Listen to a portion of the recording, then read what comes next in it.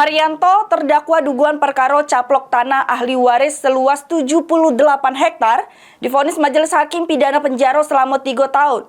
Juru sidang yang digelar di Pengadilan Negeri Palembang kelas 1H khusus.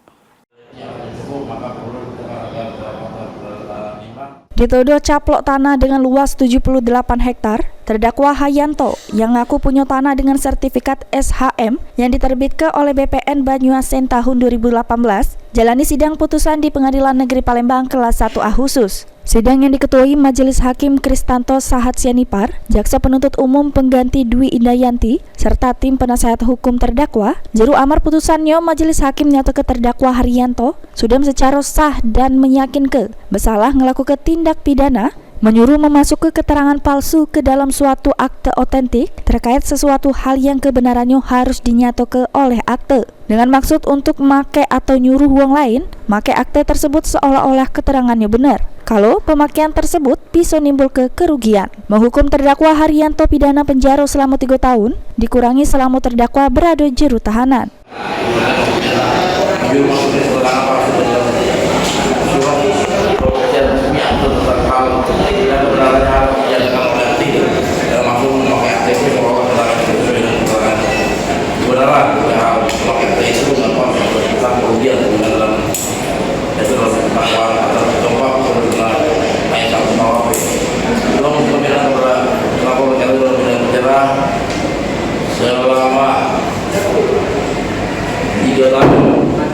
Sesudah mendengar vonis majelis hakim, terdakwa melalui penasehat hukumnya nyatakan sikap pikir-pikir sama mengaku kecewa sama putusan majelis hakim.